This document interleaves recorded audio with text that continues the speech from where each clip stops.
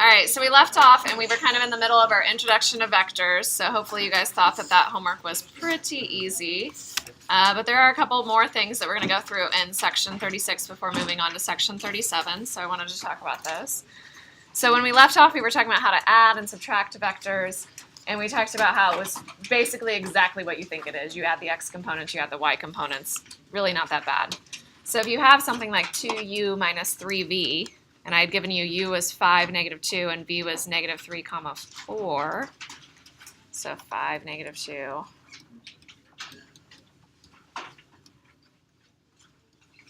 What was it, negative 3, comma 4? Like that.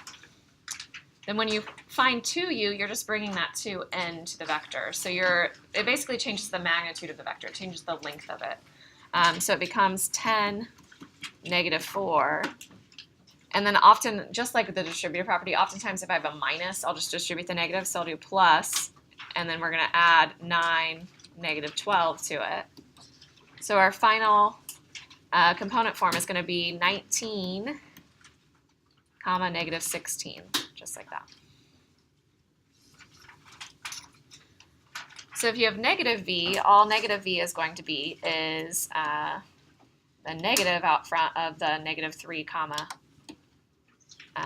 4. So that's exactly what you think it is. It's going to be 3, comma, negative 4. Okay, so I was in a bit of a rush last time, so I did not have a chance to kind of explain what is happening as you're adding these vectors. So I want to draw a picture, okay? So if I have vector v, and its component form is 5, negative 2, right? It means that we have the vector starting from the origin and pointing towards the point 5, 2. 5, negative 2. All right, so that's going to be vector v. So oftentimes we'll use bold to represent a vector. I can't really bold my handwriting, so we do like a little thing on top of it. We call that a harpoon. Put a harpoon on top of it. All right, and then the negative 3, comma 4.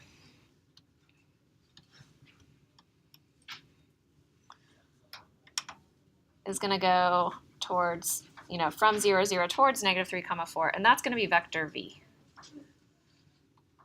So the little arrow can look like that, or it can look like that. It doesn't matter. We have lots of different notations for vectors. Oh, mine just gets messier every time I try to fix it. All right, so if I'm adding vector u and v, I talked about there were two different methods, okay? And so if you go back in your notes, you can look at it. The first one is to move one of the vectors to the end of the first vector. So to move the second one to the end of the first vector. Or the other one is to create like a little parallelogram. Okay, so I'm going to show you both of those. So if you have u plus v, what's happening is you're literally taking this v vector, and remember it can be starting anywhere. It doesn't have to start at 0, 0. And you can move it over here. Do you guys understand that? So what will happen is you'll have some kind of, we call it a resultant, that ends up connecting where the first one begins and where the last one ends. So that would be the vector u plus v. Oops, I wrote u again. V. Ugh, so tiny. All right, does that make sense? Do you guys see how it works? All right, so basically like wherever the first one started and ended, you connect something that's totally like parallel and the same length. So see how those two red lines that I drew I tried to make them look parallel. Mine's a little bit off. But you try to draw them the same direction, so they're parallel, and the same length. So if you had one that was like this, going straight up, you would move it right there to the end of the other one.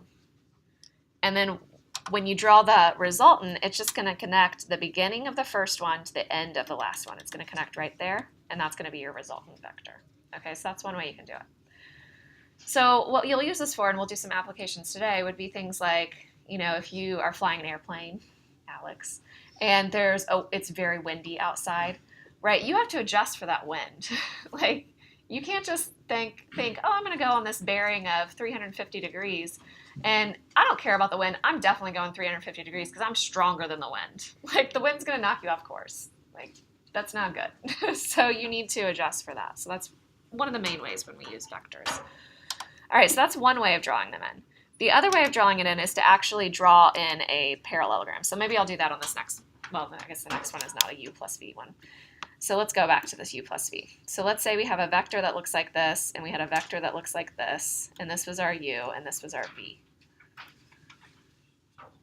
So what some people will do is actually create a parallelogram. So are you guys pretty good at drawing? Can you handle this? You're gonna draw one side that's parallel to the other one, and then one side here. Whoops, I shouldn't make. And I would, you can think of those as dotted lines. Oh, that was terrible. Mine's not even close to a parallelogram. It looked good as I was doing it, but not so good. All right, so it is kind of hard to draw. All right, so it's like that. Still doesn't look like parallelogram, but whatever. So basically, you draw the parallelogram in, and then the resultant vector ends up being, like, do you guys see how this is the same as v? It's just moved. It ends up being right here. That's the resultant. Okay, does that make sense? So it's going to be one of the diagonals of that parallelogram. That's not the one that I typically did. I usually moved the second one to wherever the end of the first one was. That's how I always did it in school. All right, so anyway, so I wanted to show you that. So if you have 2u minus 3v, what we're doing is, we said u was at 5, negative 2. Sorry, this is not going where example 1 is. It's just I'm showing you what this looks like as a picture. So 5, negative 2 was u. And then if I double that, if I make it 2u, do you guys see how it went to 10, negative 4? Well, it literally will double in length because you're going to go 6, 7, 8, 9, 10, negative 4. That's going to be this vector. Do you guys see how it's like two of those vectors put together? It's like u plus u. You added it to the end of itself. Do you get it? So you double. So really all it's affecting, it doesn't affect your direction at all. The angle that it's at is still the same. It affects the magnitude, so the length of the vector. Everybody understand that? So then if I have 3v, well, v was negative 3 comma 4.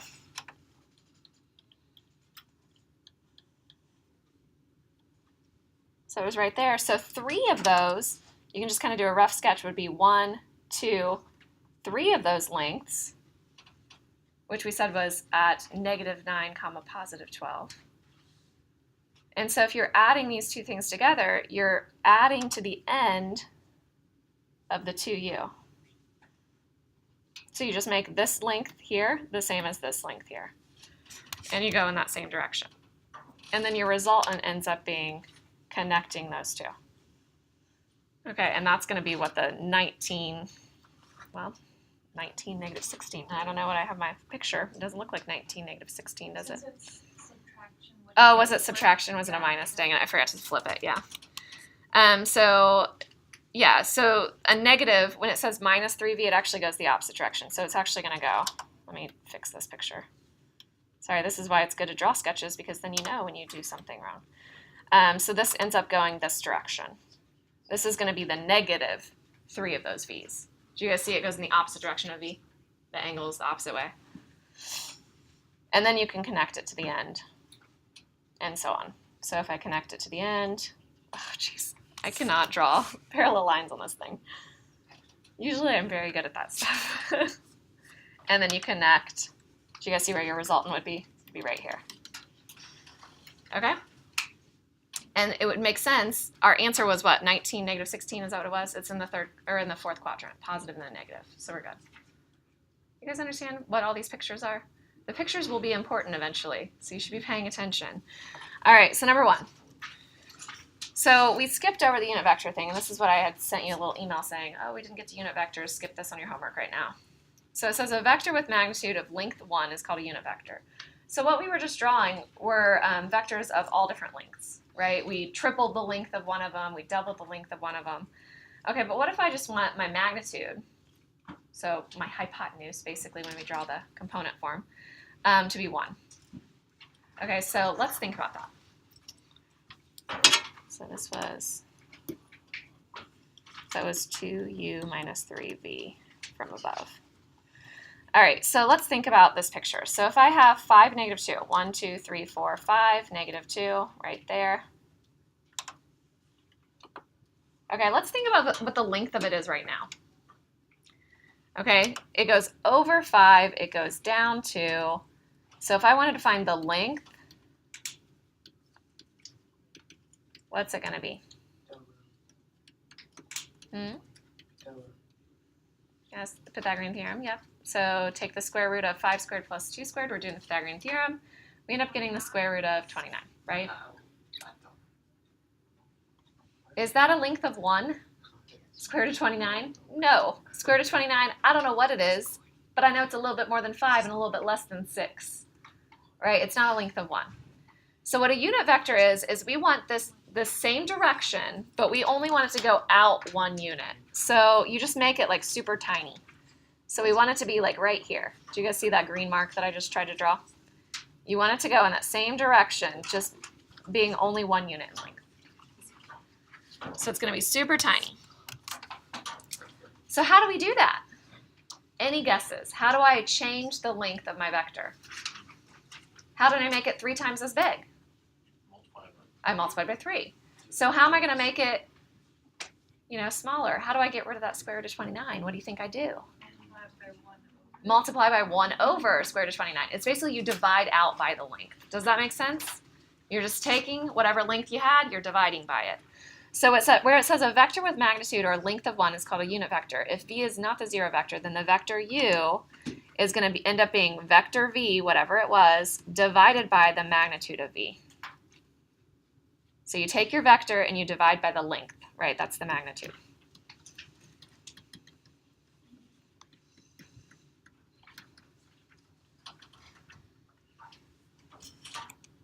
All right, so what we're doing is we're taking the vector v that we had and we're creating a unit vector. So we'll call it u. It's going to be our vector 5, negative 2 divided by the length of square root of 29. What's a unit vector? A unit vector is of length 1. We want it to be length 1, so we're dividing by the length. Because right now it has length square root of 29. So if we divide out by that, then it will be length 1. So we end up getting 5 over root 29, comma, negative 2 over root 29. Okay, and you can leave it like that. I don't care if you keep the square roots in the denominator. Okay. Do you guys trust me that that actually is a length of 1? I trust you. Yeah. How could you verify that it's a length of 1? Plug into your calculator.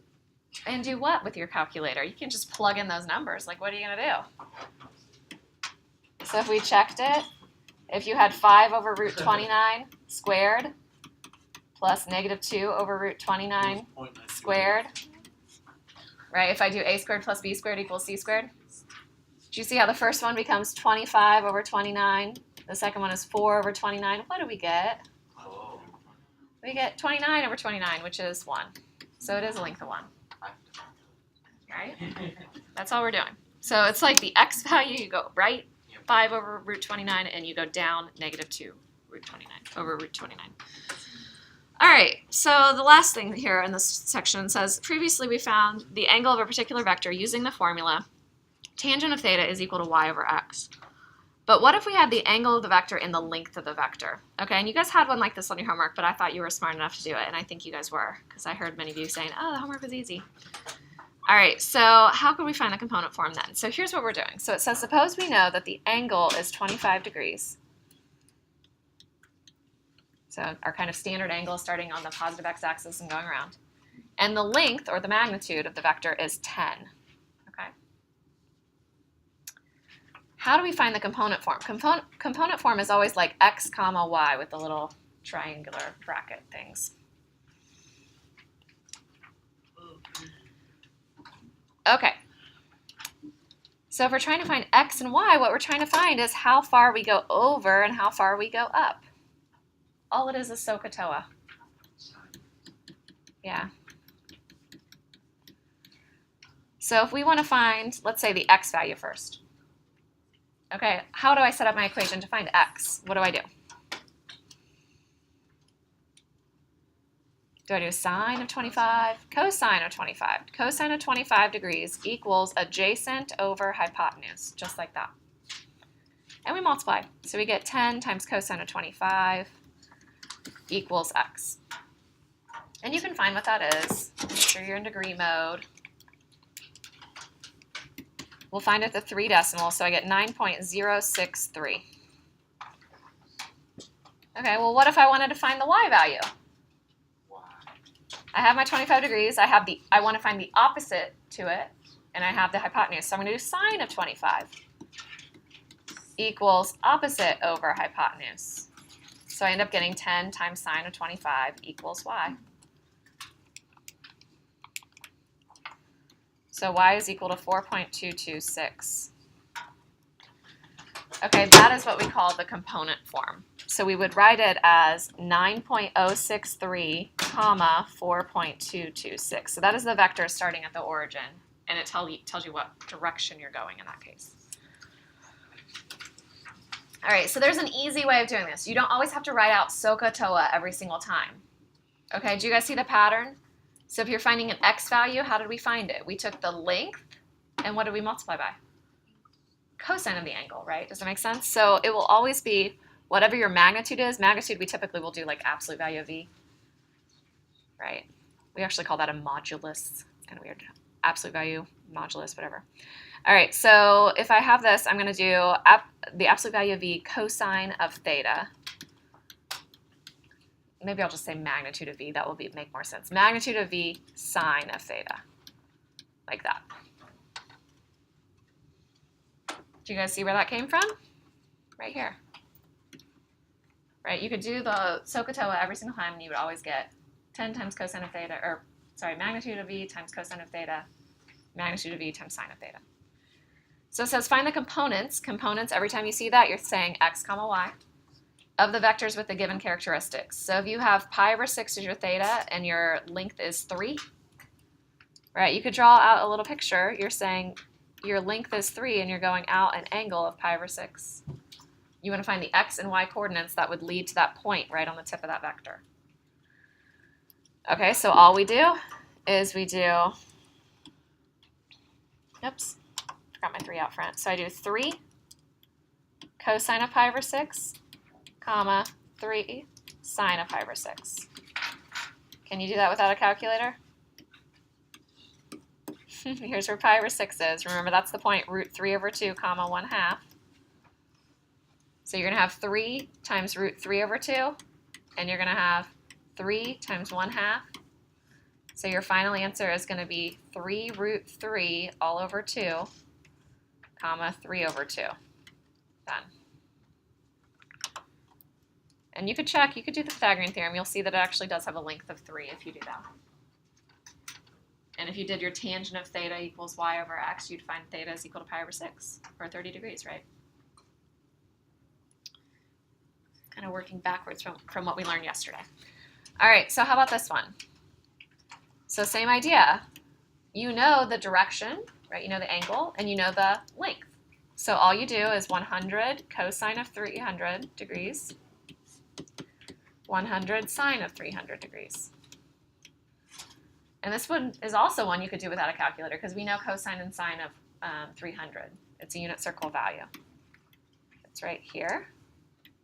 It would be 1/2 and then negative root 3 over 2. So we would end up getting 100 times 1/2 and then 100 times negative root 3 over 2. So your answers are 50 and negative 50 root 3. That would be the component form. Okay, do you guys understand that? Just SOHCAHTOA, that's it. A lot of these things deal with SOHCAHTOA or Pythagorean Theorem, things that you know. All right, let me stop this recording really quick.